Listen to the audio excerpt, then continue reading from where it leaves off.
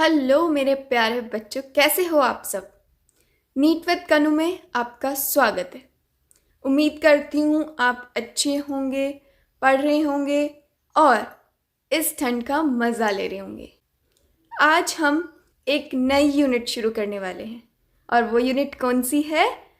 Human physiology, ma'am की favourite unit और आप सबकी भी फेवरेट बन जाएगी।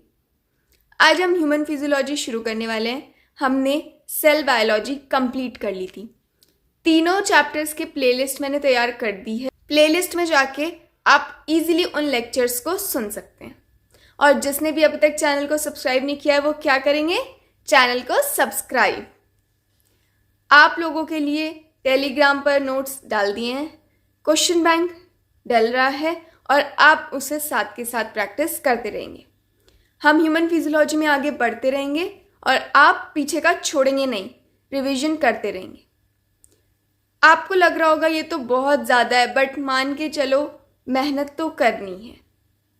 मेहनत करनी है, स्मार्टली करनी है। हमें सब कुछ नहीं पढ़ना है, हमें उतना ही पढ़ना है जितना हमारे कोर्स के लिए है, जितना हमारे पेपर के लिए है। हमें इससे ज़्यादा पढ़ना ही नहीं है और मैम तो उतना ही पढ़ाती हैं और उतना ही आपको दे रही हैं नोट्स में। क्वेश्चंस निकल रहे हैं ना, मेन बात है कि आपके क्वेश्चन निकलने चाहिए। Trust me, you gonna love each and every chapter once you complete your bio syllabus. You just need to be focused. You just need to be you. You don't have to run from anything. You don't have to run from your studies, from your notes, from your question banks, from your test series, nothing. आपको अगर Telegram पर अभी से एक mock test चाहिए है, आप मुझे कमेंट सेक्शन में बता दीजिएगा। मैं हर हफ्ते आपका एक मॉक टेस्ट ग्रुप में टेलीग्राम में अपलोड करूंगी और आप उसको प्रैक्टिस कर सकते हैं। ह्यूमन फिजियोलॉजी शुरू करने वाले हैं, टाइम वेस्ट नहीं करते हैं। पुराने लेक्चर्स देख लीजिएगा क्योंकि आपकी सेल बायोलॉजी आपकी पकड़ में होनी चाहिए। ह्यूमन फिजियोलॉजी में आज हम शुरू करेंगे डाइजेशन एंड एब्जॉर्प्शन। सबसे पहली चीज़ ही क्या होती है? खाना। मेहनत किसके लिए करते हैं? खाने के लिए। तो वो खाना पचता कैसे है, वो खाना खाया कैसे जाता है, किस किस के थ्रू खाया जाता है, वो हम पढ़ेंगे डाइजेशन एंड एब्जॉर्प्शन में। ठीक है, ज़्यादा टाइम ना वेस्ट करते हुए आपका भी हम आगे लेक्चर में बढ़ते हैं।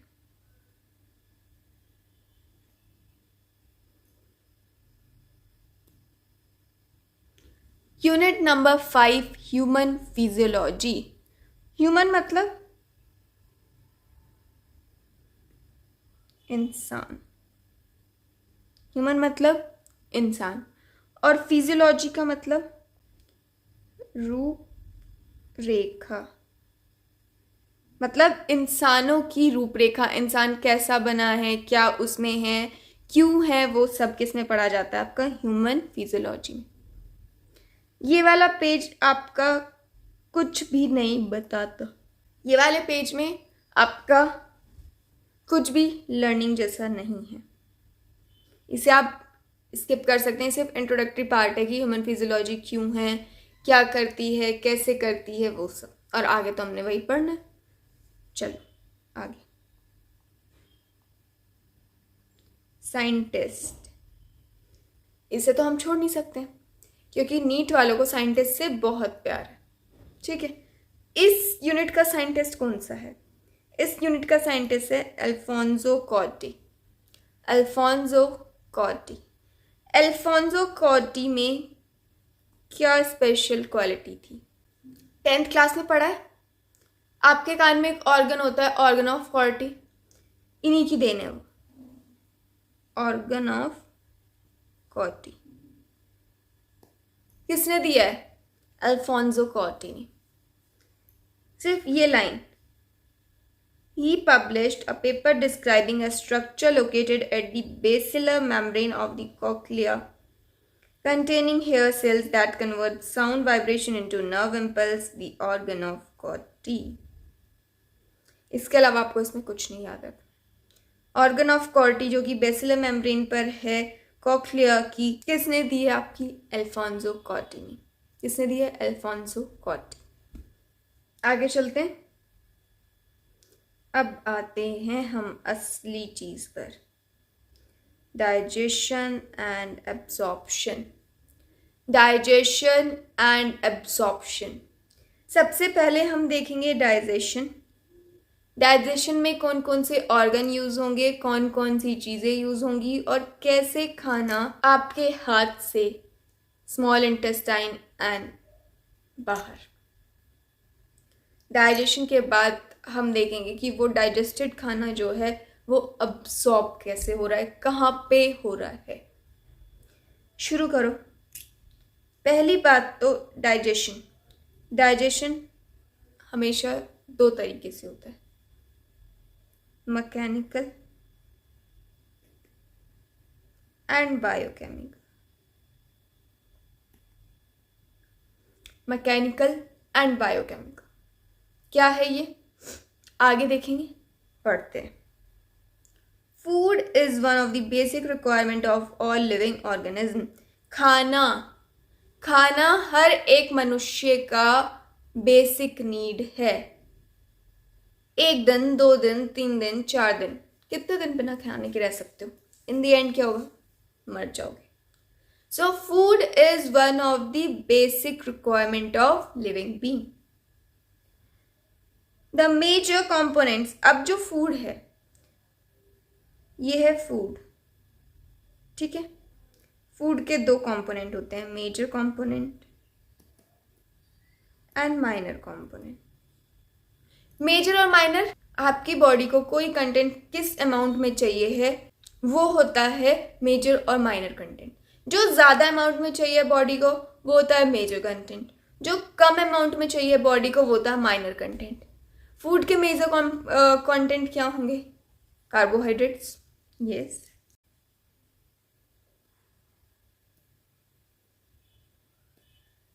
Carbohydrates, proteins, fats. Minor component कौन से होंगे? इसके अलावा क्या बचता है? Vitamins, vitamins, minerals. जो आपके मेजर कंपोनेंट्स हैं ये ज़्यादा क्वांटिटी में चाहिए बॉडी को। कैसे? Large quantity. और ये जो आपके माइनर है, माइनर मतलब छोटे, कम अमाउंट में। कैसे? स्मॉल अमाउंट में चाहिए बॉडी को, स्मॉल अमाउंट में चाहिए ये। चलो आगे देखते हैं। The major components of food are carbohydrates, proteins and fats. Vitamins and minerals are also required in small quantity. अभी हमने देखा ये कौन से मेजर कंपोनेंट और ये स्मॉल क्वांटिटी में जो चाहिए वो है माइनर कंपोनेंट। अब फूड हमें क्यों खाना है? फूड हमें क्यों खाना है?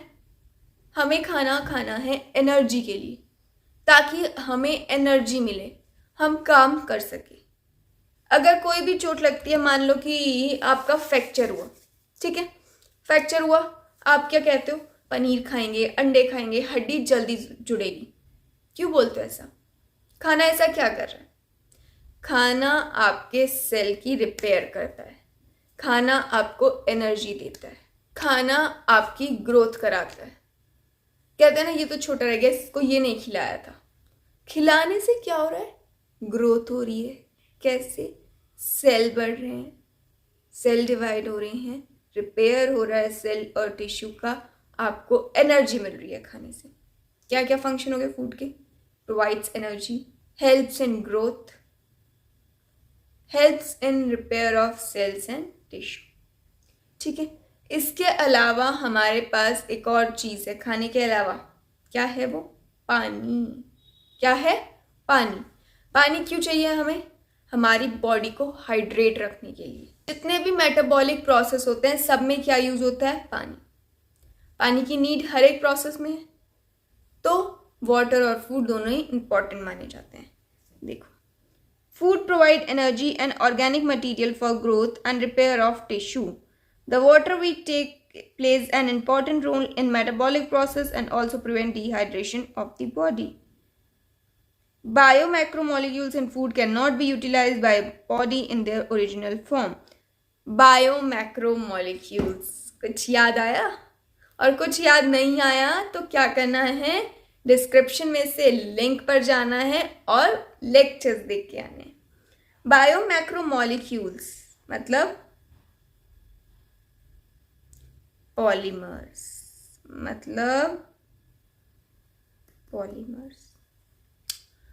पॉली बहुत सारी यूनिट. हमारी बॉडी है बहुत नाजुक, हमारी बॉडी को चाहिए है बहुत प्यारा प्यारा, आराम से सब कुछ डाइजेस्टेबल हो, ऐसा कुछ. हम होते हैं बहुत लेजी, है ना. हमारी बॉडी अगर पचाना चाहे भी ना तो भी बड़े से बड़ा कोई चीज़ नहीं पचाती, क्योंकि उसको एब्जॉर्ब कराना है. कैपिलरीज, वेन्स, आर्टरीज, नर्व्स, कितनी पतली पतली जगह. अब पॉलीमर को क्या करें कि वो इन जो ये छोटे नैरो से रास्ते हैं इनसे भी चले जाए. इसका कराना पड़ता है आपका ब्रेक डाउन. क्या कराना पड़ता है?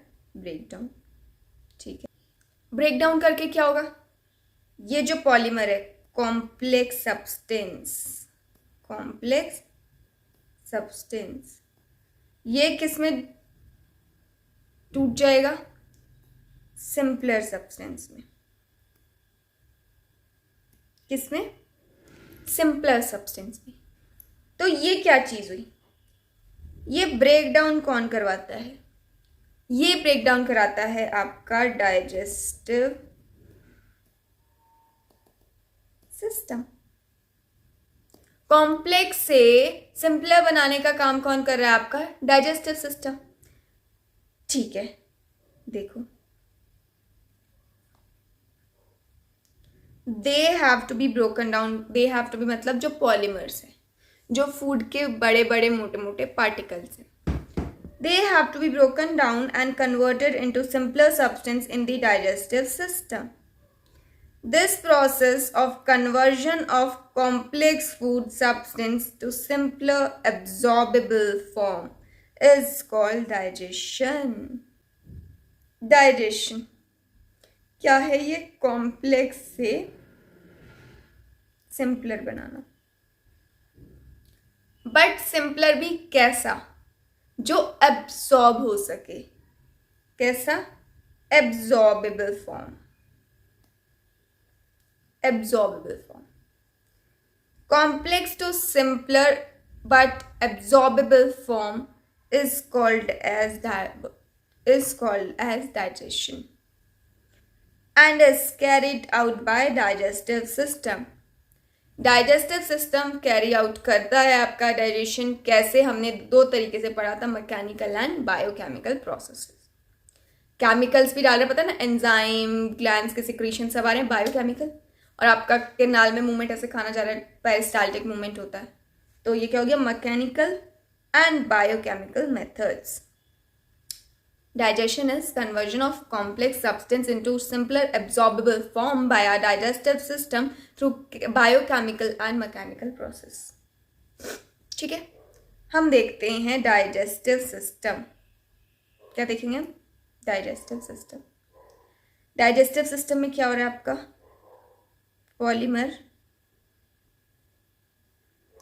पॉलीमर से मोनोमर बन रहा है और मोनोमर से आपकी एब्जॉर्बेबल फॉर्म. मोनोमर से क्या बन रही है? आपकी absorbable form. Digestive system. The human digestive system consist of alimentary canal and the associated glands. Alimentary canal और एसोसिएटेड ग्लैंड मिलके क्या बनाते हैं? आपका डाइजेस्टिव सिस्टम. डाइजेस्टिव सिस्टम के पार्ट क्या क्या होते हैं? इसके पार्ट होते हैं, देखो, सबसे पहले क्या होता है? इंजेशन. उसके बाद डाइजेशन. डाइजेशन के बाद एब्जॉर्प्शन के बाद एसिमिलेशन के बाद डेफिकेशन.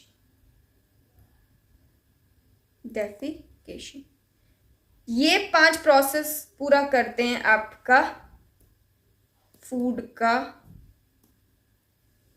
इनटेक, उसका पचना, उसका वेस्ट बाहर निकलना, एब्जॉर्ब होना, सब कुछ। इंजेशन से क्या समझते हैं आप? खाना मुंह में लेना, ठीक है। डाइजेशन से क्या समझते हैं आप? खाने का डाइजेस्ट होना, अभी बताया, complex to simplest substance. Absorption, उस खाने का आपकी बॉडी में एब्जॉर्ब होना।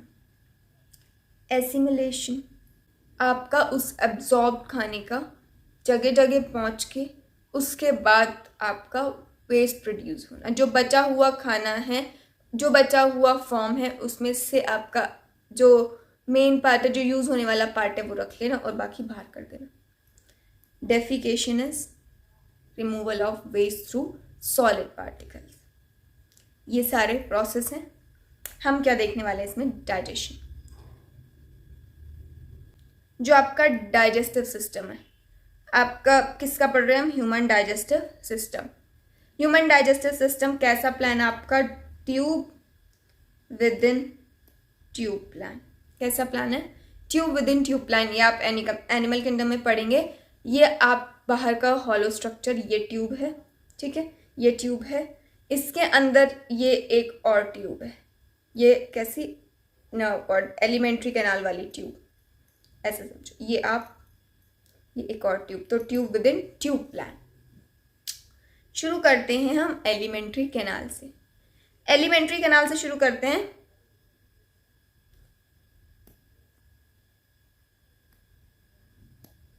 एलिमेंट्री कैनाल आपकी शुरू होती है माउथ से और खत्म कहाँ होती है आपकी? एनएस पर। एलिमेंट्री कैनाल माउथ से शुरू होती है और एनएस पे खत्म होती है, ठीक है।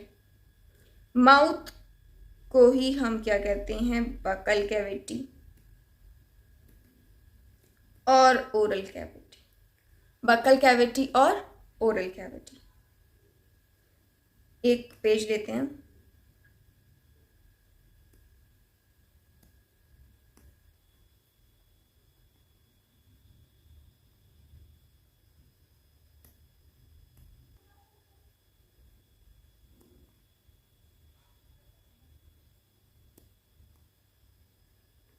एलिमेंट्री कैनाल कहाँ से शुरू होती है? ये माउथ से एनएस तक।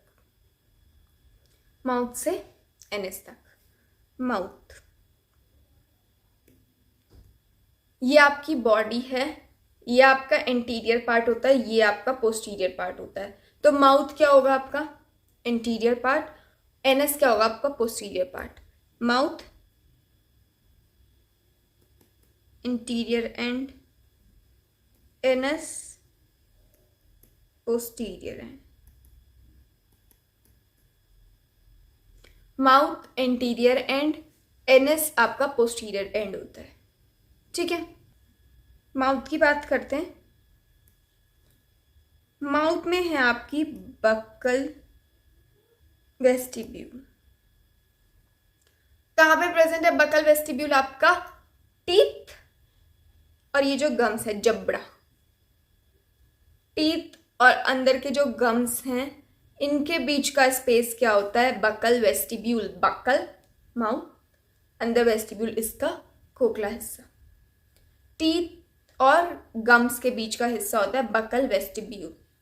क्या होता है buccal vestibule? Space between teeth and gums. Space between teeth and gums is buccal vestibule. Okay. जो आपका माउथ है, mouth is main oral cavity. Mouth is main oral cavity, जहां पे मेन काम हो रहा है। और इसमें दो चीजें कौन सी हेल्प करती हैं? अगर ये आपका पूरा मुंह है, इस मुंह में दो चीजें बताओ क्या क्या है? पहली टीथ, दूसरी tongue. Teeth and tongue. Teeth और टंग मिलके क्या बनाती हैं? आपकी main oral cavity. Teeth, tongue.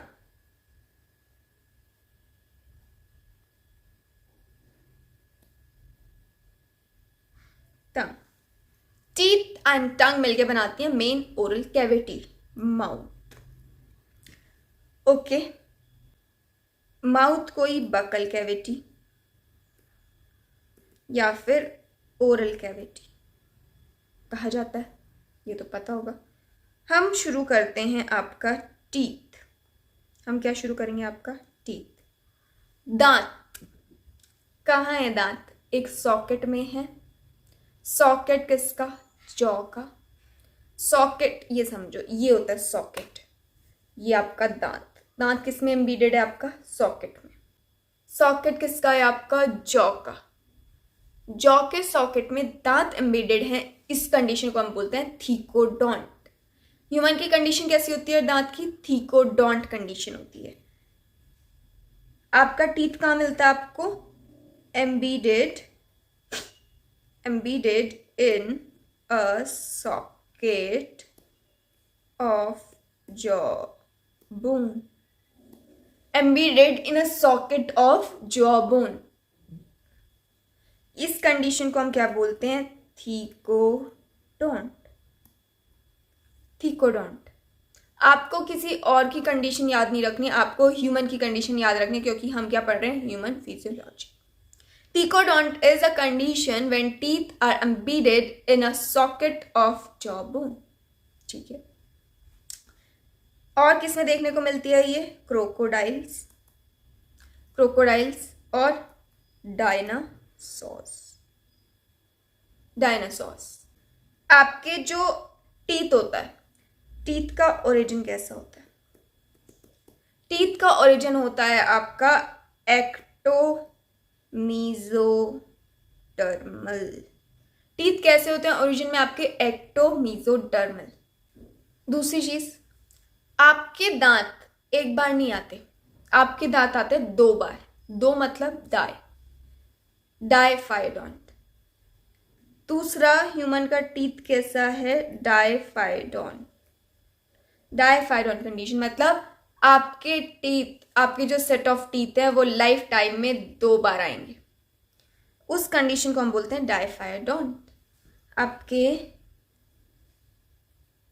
2 sets of teeth appears during the life। ये जो 2 सेट्स हैं टीथ के पूरी लाइफ टाइम में आते हैं, ये कंडीशन डायफाइडोंट। और ये कौन कौन से होते हैं आपके? मिल्क टीथ, जिसको हम लेक्टियल टीथ भी बोलते हैं, primary teeth, first teeth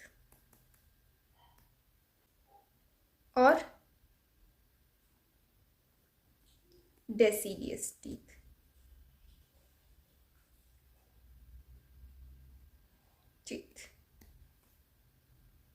milk teeth बोल लो, लेक्टियल टीथ बोल लो, primary teeth, first teeth, deciduous teeth, सारे कौन से आपके?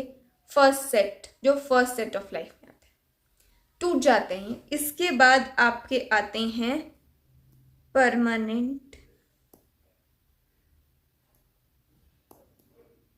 टीथ। कैसे? परमानेंट टीथ या फिर एडल्ट टीथ। परमानेंट टीथ या फिर एडल्ट टीथ। आपके जो मिल्क टीथ हैं और परमानेंट टीथ हैं, दोनों ही मिलके क्या बनाते हैं? ये आपकी डायफाइडोंट डेंटिशन। ओके। आपके जो टीथ हैं कितने हैं वो? 32 परमानेंट टीथ। 32 परमानेंट टीथ हैं। सारे एक ही जैसे हैं? नहीं ना, सारे क्या हैं? अलग अलग। क्या है? Incisor, canine, molars, premolar. आपके दांत जो 32 दांत हैं वो किस किस में डिवाइडेड है? इंसीजर्स में, कैनाइन में, मोलर में, प्रीमोलर में। ये जब अलग अलग तरीके से डिवाइडेड हैं, इस कंडीशन को हम बोलते हैं हेट्रोडॉन। हेट्रो का मतलब अलग, डॉन दांत। अलग अलग दांत देखने को मिलेंगे एक ही जबड़े में, उसको हम बोलते हैं हेट्रोडॉन्ट। तो ह्यूमन के जो दांत है वो कैसे हुए? सबसे पहले थिकोडॉन्ट, डाइफाइडॉन्ट डेंटिशन और हेट्रोडॉन्ट आपकी टीथ की प्रेजेंस। आपका टीथ का जो अरेंजमेंट है, ये आपने देख लिया 4 पार्ट हैं टीथ के, लेकिन इनका अरेंजमेंट कैसा है? मतलब कि ये टीथ कितने हैं, कैसे कैसे प्रेजेंट हैं, कहाँ कहाँ प्रेजेंट है। इनका जो अरेंजमेंट है, ये अपर जॉ, ये लोअर जॉ ऐसे लगे होते हैं।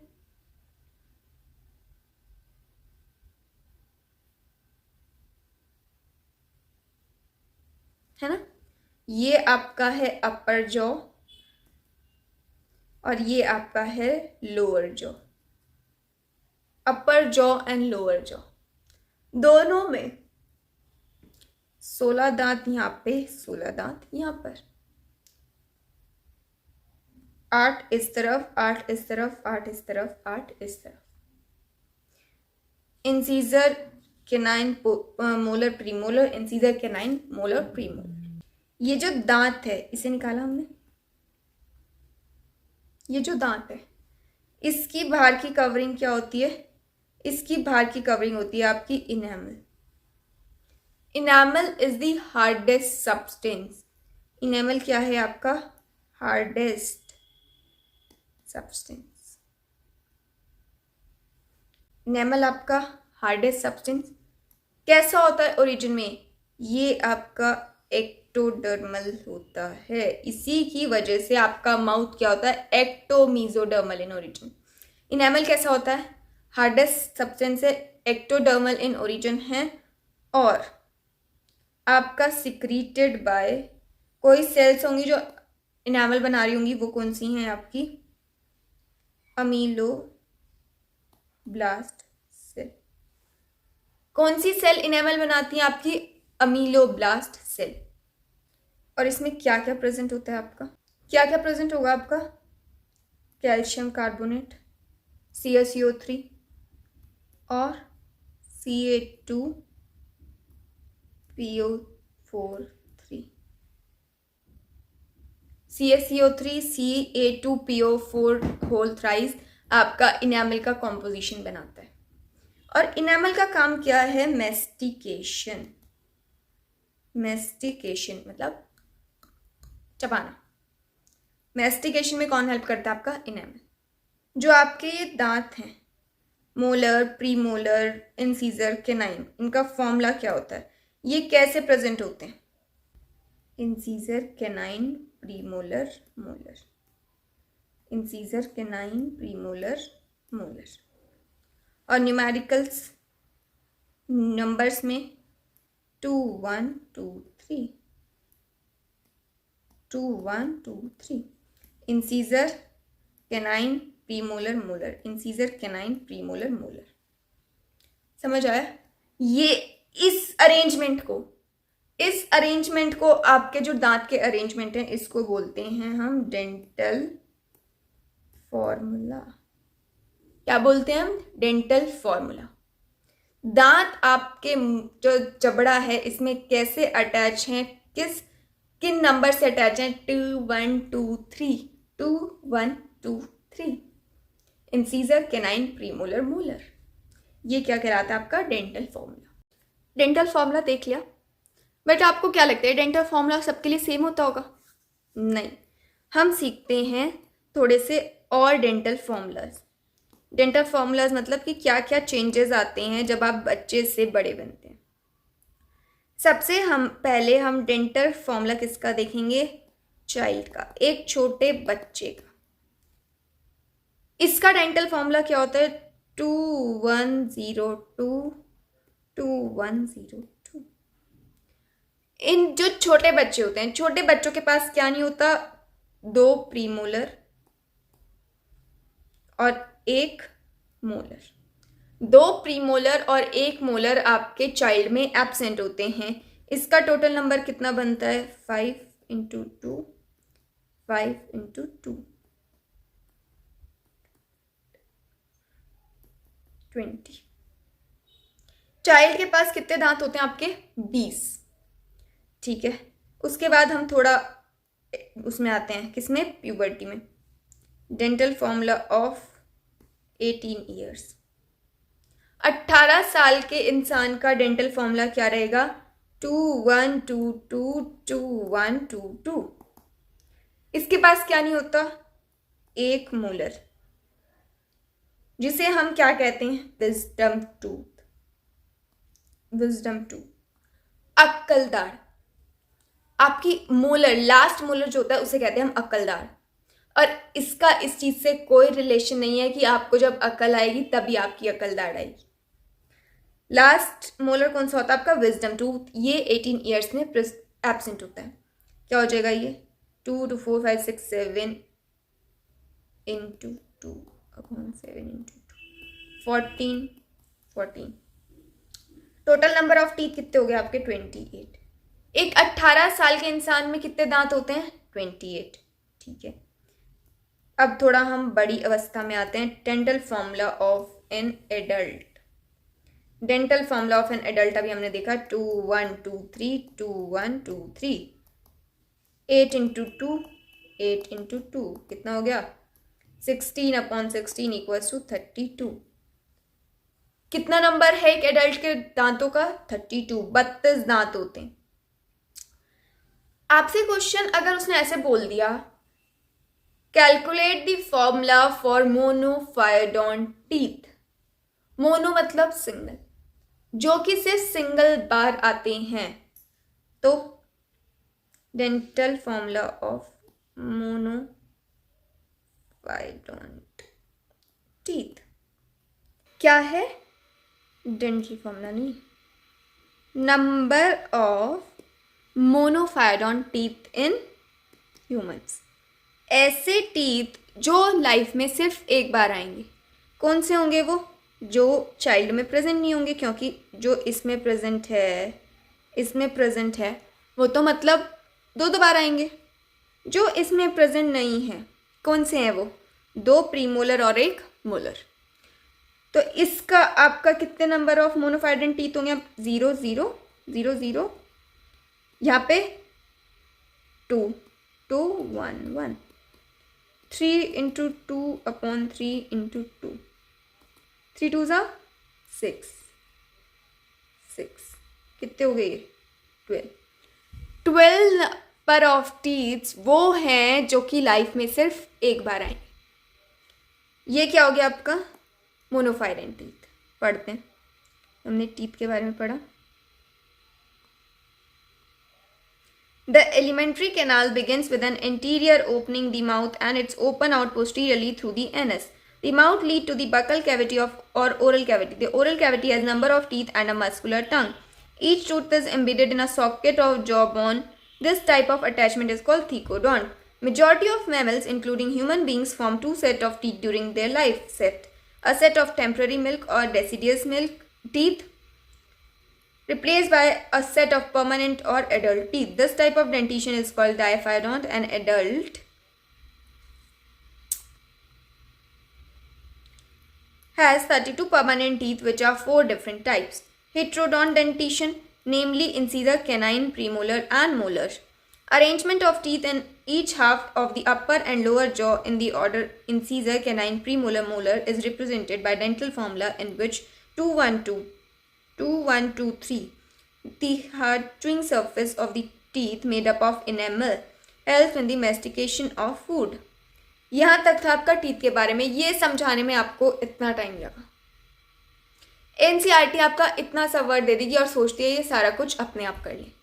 पूछती वो इतना ज़्यादा है क्योंकि उसमें लिखा है, उसे समझना है। टीथ के बारे में सब कुछ समझ आया, एक एक चीज़ समझ आई। अगला हमने क्या देखा था आपका? टंग। क्या देखा था हमने अगला? टंग। पहली बात तो टंग एक मस्कुलर ऑर्गन है। कैसा है?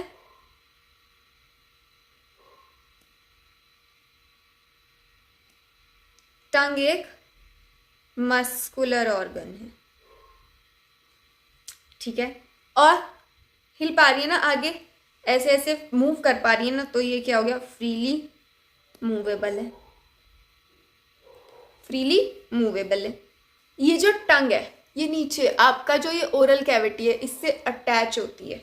ये जो अटैचमेंट है, attachment of tongue to the jaw to the oral cavity is frenulum. Frenulum. जो ये टंग है ये नीचे अटैच किससे है? फ्रेन्यूलम से। पीछे की तरफ एक ऐसे आपको ऐसे स्ट्रक्चर महसूस होता है, देखा भी होगा आपने जब वाइड आप मुंह खोलते हैं तो वो क्या होती है आपकी? Hyoid bone. हायोइड बोन, जिससे टंग पीछे की तरफ इमर्ज होती है। उसके बाद आपकी जीभ के ऊपर, ये आपकी जीभ है, ऐसे ऐसे ऐसे ऐसे ऐसे ऐसे कुछ प्रोजेक्शंस होते हैं। ये होते हैं प्रोजेक्शंस जिन्हें आप बोलते हैं पैपिले। क्या बोलते हैं? पैपिले। ये क्या होते हैं? आपके टेस्ट बड्स। इनसे क्या पता चलता है खाना खट्टा है, मीठा है, कड़वा है, नमकीन है। आपके टेस्ट बर्ड कितने होते हैं? ये जो पैपिला होते हैं कितने होते हैं? 4। सर्कमवेलेट, सर्कमवेलेट, फिर फंजीफॉर्म, फिलीफॉर्म और फोलिएट। फोलिएट, जिसमें से सबसे बड़े कौन से होते हैं आपके? सर्कमवेलेट, लार्जेस्ट पैपिला। लार्जेस्ट पैपिला टंग है ये कुछ इस तरह से,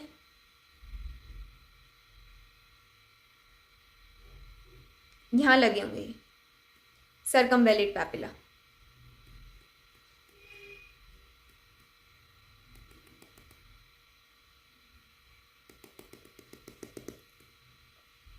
ये क्या है? आपके सर्कमवेलेट, ठीक है। जो फंजी फॉर्म होते हैं ये प्रेजेंट होते हैं आपके यहाँ पे, जो कि क्या काम करते हैं? Taste bud. ये होते हैं टेस्ट बड, टेस्ट के लिए काम करते हैं। फिलीफॉर्म, इनके पास कोई टेस्ट बर्ड नहीं होती। Filiform are without taste buds. Filiform के बाद क्या नहीं होती हैं? टेस्ट बर्ड्स नहीं होती हैं। और फोलिएट, फोलिएट हम में नहीं, सिर्फ रूमिनेंट, सिर्फ रूमिनेंट्स में प्रेजेंट होते हैं। रूमिनेंट्स मतलब 4 स्टमक जिनके होते हैं, जैसे भैंस, उनके पास क्या मिलेंगे आपको? फोलिएट। हमारे पास ये आपके नॉन एक्टिव स्टेट्स में होंगे। ये पता चला आपको? आपके लार्जेस्ट पैपिला हैं 8 to 10 नंबर में होते हैं, नंबर वाइज ये सबसे कम होते हैं। फंजीफॉर्म आपका पिंक कलर प्रोवाइड करते हैं टंग को। ये विदाउट टेस्ट बर्ड होते हैं, इनका कुछ और काम होगा। आपका फोलिएट का रूमिनेंट्स में काम है, ठीक है। देखते हैं। The tongue is a freely movable muscular organ attached to the floor of oral cavity by frenulum. The upper surface of the tongue has small projection called papillae, some of which bear taste buds. और हमने वो taste buds या फिर गेस्टोरिसेप्टर देखे, कितने होते हैं? 4। इसके बाद हम कल कंटिन्यू करेंगे। आज के लिए इतना ही रखते हैं। आपको ये चैप्टर बहुत अच्छे से आ जाएगा, ये लेक्चर आपको समझ आया होगा, यहाँ तक की चीज़ें आप भूलेंगे भी नहीं। और ऐसे ही और लेक्चर्स आने वाले हैं, और प्यारी प्यारी सीरीज़, प्यारे प्यारे कंटेंट आपके लिए तैयार हो रहा है। आपको सिर्फ अपने चैनल को सब्सक्राइब करना है, डेली आना है, अपना लेक्चर अटेंड करना है और क्वेश्चन प्रैक्टिस करनी है। आप यहाँ तक बने रहे हैं उसके लिए बहुत बहुत थैंक यू।